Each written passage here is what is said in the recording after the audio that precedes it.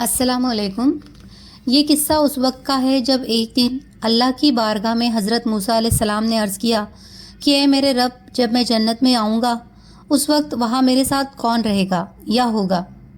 ان کے اس سوال پر ارشاد ہوا کہ اے موسیٰ علیہ السلام، تمہارے ساتھ جنت میں ایک قصاب ہوگا۔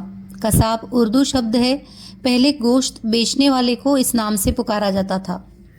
حضرت موسیٰ علیہ السلام یہ سننے کے بعد کچھ تھوڑا سا حیران ہوئے اور پھر سوچتے ہوئے قصاب کی تلاش میں نکل پڑے، اور ایک جگہ جہاں پر گوشت کی دکانیں لگتی تھی وہاں پر وہ گوشت کی دکان پر پہنچے اور دیکھا کہ وہاں ایک قصاب گوشت بیچ رہا ہے اور وہ اپنے خریداروں کے ساتھ کافی مصروف دکھائی دے رہا تھا۔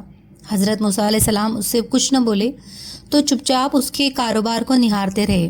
آخر کار شام کا وقت ہوا اور آپ نے دیکھا کہ اب تک اس نے اپنا کاروبار ختم کر لیا تھا، اور وہ ایک گوشت کا ٹکڑا اپنے کپڑے میں رکھ کر اپنے گھر کی طرف چل دیا۔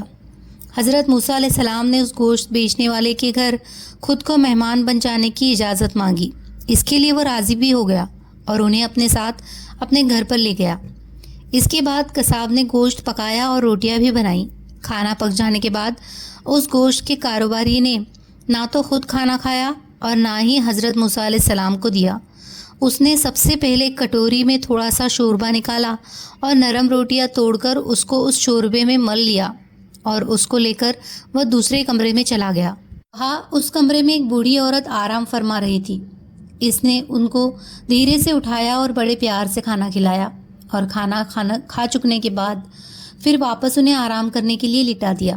اس کے بعد اس کے کان میں اس بوڑھی عورت نے کچھ کہا، جسے سن کر گوشت بیچنے والے کاروباری کے چہرے پر ایک مسکان دوڑ گئی۔ اس کے بعد میں اپنے کمرے میں واپس چلا آیا۔ یہ سب ماجرا حضرت موسیٰ علیہ السلام دیکھ رہے تھے۔ انہوں نے قصاب سے پوچھا کہ وہ کون ہے، اور انہوں نے تمہارے کان میں ایسا کیا کہا جس سے تمہارے چہرے پر ایک دم سے مسکان کھل اٹھی؟ حضرت موسیٰ علیہ السلام کو اس نے بتایا کہ اے اجنبی مہمان، یہ بوڑھی عورت میری ماں ہے، اور جب میں اپنا کاروبار ختم کر کے گھر آتا ہوں تو آنے کے بعد سب سے پہلے میں ان کو کھانا کھلاتا ہوں اور ان کی خدمت کرتا ہوں۔ اس کے بعد ہی میں اپنا اور کوئی کام کرتا ہوں یا کھانا کھاتا ہوں۔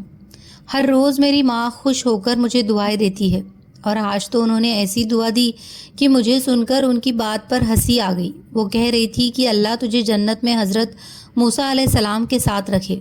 بس میں ان کی اسی بات کو سن کر مسکرا رہا تھا اور اپنے دل میں سوچ رہا تھا، یا میرے مولا، کہاں میں ایک گنہگار اور کہاں وہ اللہ کے نبی حضرت موسیٰ علیہ السلام۔ قربان ماں کی دعاؤں پر، اور ماں کی دعائیں کبھی خالی نہیں جاتی، اور ماں کی دعا نے اپنے بیٹے کے لیے جنت کے دروازے کھول دیے۔ اور اس قصے میں جیسا کہ آپ نے اوپر پڑھا کہ